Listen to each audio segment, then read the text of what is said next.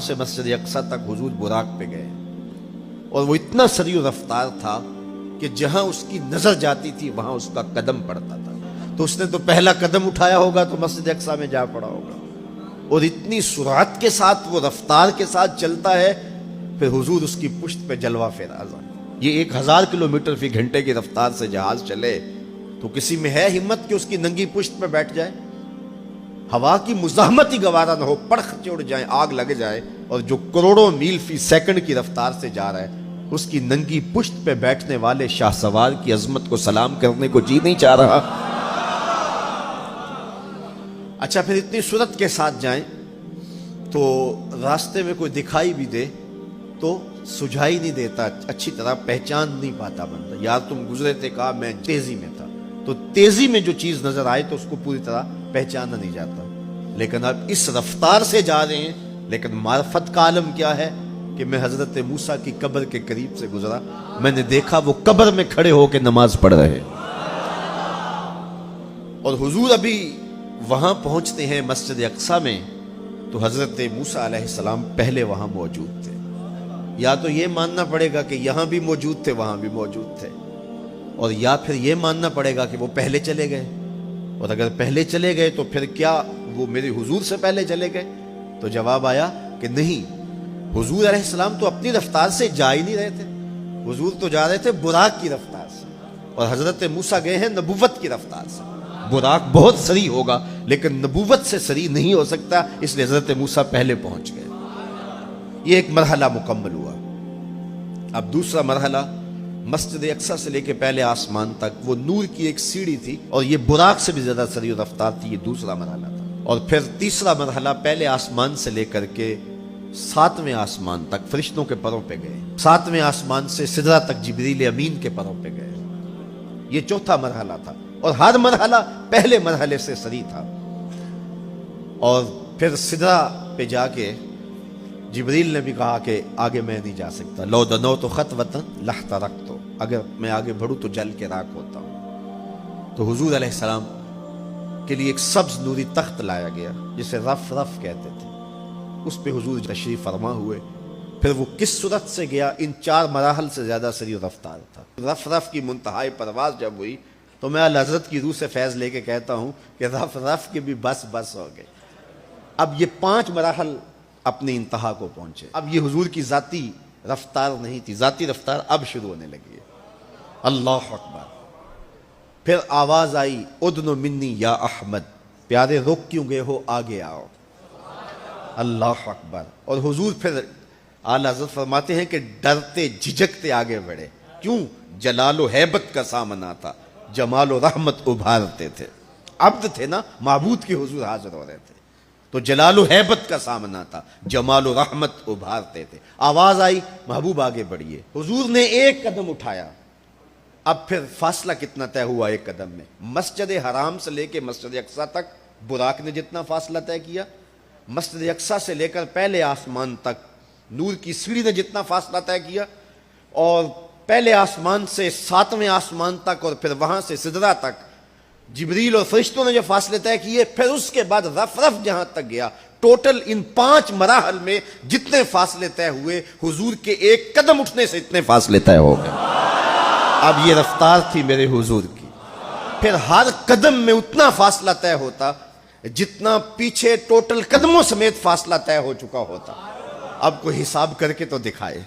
اللہ اکبر. اور پھر آواز آتی گئی, بڑھ اے محمد, کریم ہو احمد, قریب آ سرور ممجد, نثار جاؤں وہ کیا ندا تھی, وہ کیا سما تھا, وہ کیا مزے تھے.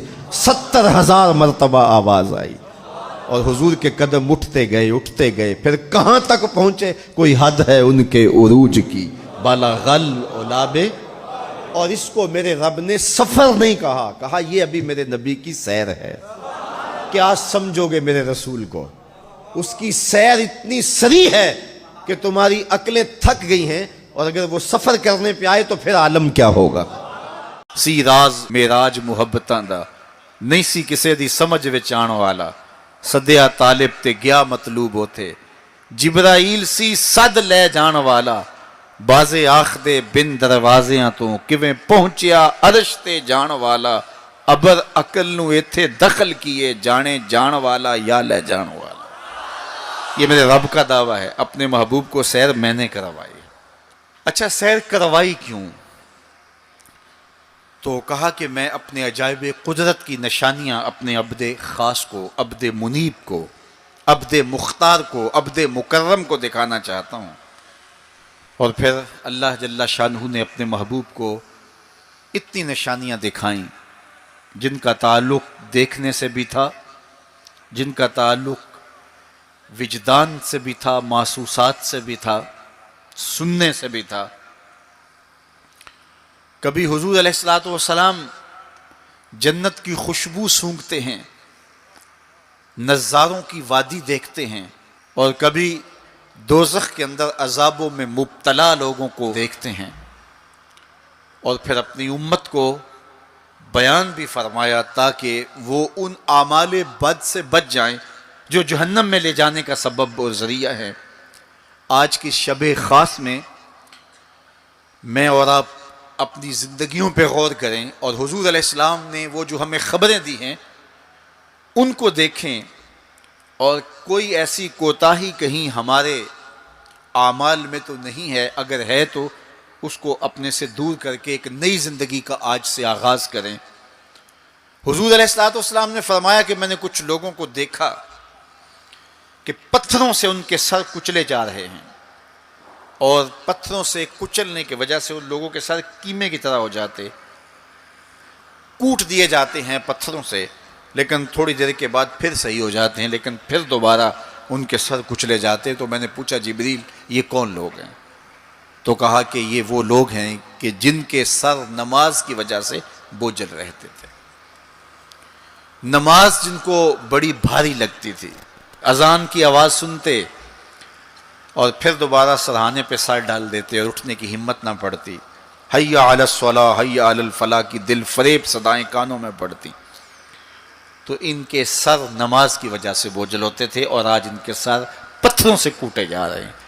اس پورے اجتماع میں جو اس گراؤنڈ کے کناروں تک ہے اور باہر گلی میں بھی اس لاؤڈ سپیکر کے ذریعے سے، بازار میں بھی، سڑک پر بھی آوازیں پہنچ رہی ہوں گی.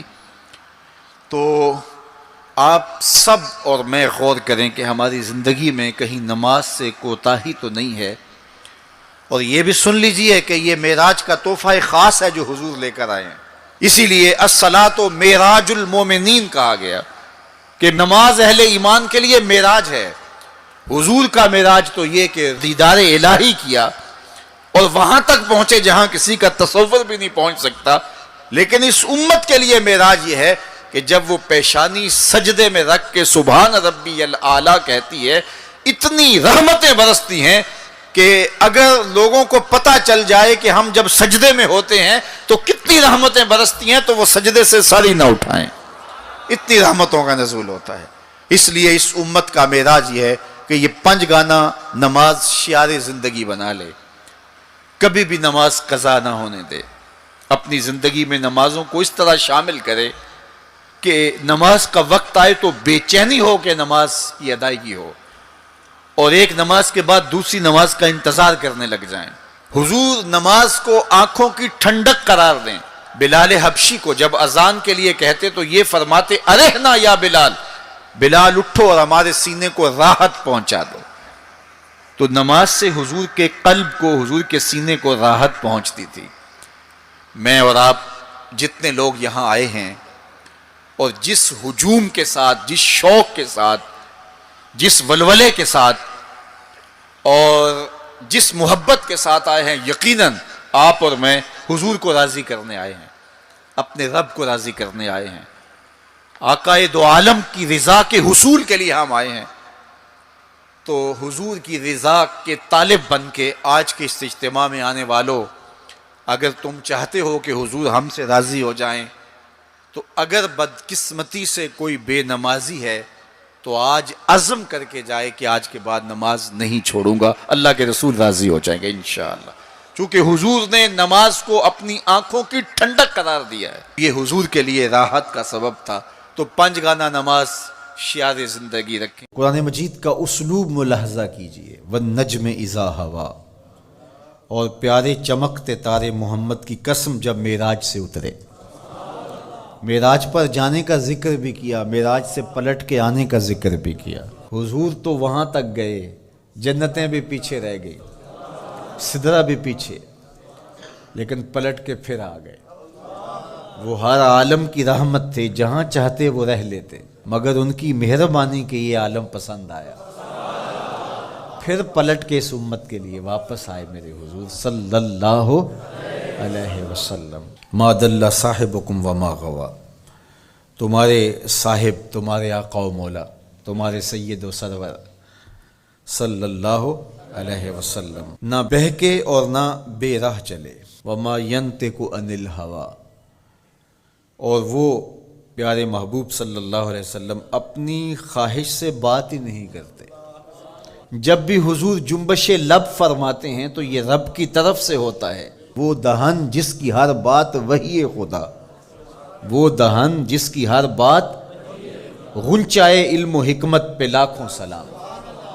علمہ شدید القوا, سکھایا ان کو سخت قوتوں والے طاقتور نے. ذو مرتن, جو سخت طاقتور تھا. فاستوی, پھر اس نے جلوے کا قصد فرمایا. وہو بالافق الاعلی, اور وہ آسمان بری کے سب سے بلند کنارے پہ تھا. ثم دنا, پھر وہ جلوہ نیڑے ہو گیا, قریب ہو گیا. اللہ اکبر. فتدلی, پھر اور قریب ہو گیا. فکان قاب قوسین او ادنا, تو اس جلوے اور اس محبوب میں 2 ہاتھ کا فاصلہ رہا, جس طرح 2 کمانیں آپس میں ملتی ہیں, تو اتنا فاصلہ رہ گیا. اب یہیں اگر قرآن بات کو ختم کر دیتا تو کوئی کہتا کہ سمجھ آ گئی اللہ اور اس کے رسول کی قربت کی, کتنی قربت ہے. لیکن اللہ نے کہا یہ تمہارے سمجھانے کے لیے کہا. او ادنا, قرب اس سے بھی زیادہ ہوا. تم تو اتنا ہی سمجھ سکتے ہو نا, کس طرح 2 کمانیں آپس میں جڑتی ہیں. اللہ اکبر. حضرت علامہ جلال الدین سیوطی علیہ رحمہ کہتے ہیں کہ اہل عرب کا طریقہ یہ تھا کہ جب 2 سردار موافقت کرتے تھے, جب ملاقات کرتے تھے اور ایک دوسرے کے حلیف بنتے تھے, آپس میں ان کے اتحاد کا, ان کی محبت کا اعلان یوں کیا جاتا تھا کہ وہ آگے بڑھتے اور اپنی اپنی کمان جوڑ کر کے اس سے ایک مشترکہ تیر پھینکتے. یہ اس بات کا اعلان تھا کہ آج کے بعد ہمارا اتحاد ہو گیا ہے, ہمارا دوست دشمن سانجا ہوگا. کمانیں ہماری 2 ہیں, لیکن ان سے نکلنے والا تیر آج کے بعد ایک ہوگا. یہ اس بات کا اعلان ہے کہ ان کا دشمن ہمارا دشمن ہوگا, ہمارا دشمن ان کا دشمن ہوگا. خبردار کسی نے میلی آنکھ سے بھی دیکھا, مت سمجھنا کہ یہ قبیلہ اور ہے اور یہ قبیلہ اور ہے. اگرچہ الگ الگ قبیلے ہیں, لیکن ہماری موافقت, ہماری موانست, ہماری محبت, ہماری وحدت, ہماری یگانگت, ہمارا پیار, ہماری سلو, ہم ایسے حلیف بن گئے ہیں. کمانیں 2 ہیں, نکلنے والا تیر ایک ہوگا. کہا اللہ اور اس کے رسول کی قربت کتنی ہوئی. اہل عرب تم اپنے رواج سے سمجھ لو, جس طرح تم کمانیں جوڑتے ہو ہم نے بھی کمانیں جوڑ لی ہیں, ہم نے بھی کمانیں جوڑ لی. الوہیت کی کمان اور رسالت کی کمان, الوہیت کی کمان اور عبدیت کی کمان. اللہ اکبر. یہ 2 الگ الگ کمانیں ایک نہیں ہوئی. یہ فاصلہ نہیں مٹا, عبد اور معبود کا فاصلہ ختم نہیں ہوا. کمانیں 2 ہیں, لیکن کہا سن لو ان سے نکلنے والا تیر اب ایک ہی ہوگا. اب قرآن پڑھ لیجئے. وما رمیت اذ رمیت ولکن اللہ رما. اللہ کہتا محبوب یہ جو کنکر تو نے پھینکے ہیں یہ تو نے تو نہیں پھینکے, یہ تو میں نے پھینکے ہیں. اس لیے کہ کمانیں 2 ہیں لیکن نکلنے والا تیر ایک ہی ہوگا. ہم یہ نہیں کہتے کہ اللہ اور اس کے رسول کی ذات ایک ہے. اگر یہ کہیں گے تو مشرک ہوں گے. ہم یہ نہیں کہتے, کہنا نہیں چاہیے, ہے بھی نہیں. ہم کہتے ہیں ذات ایک نہیں,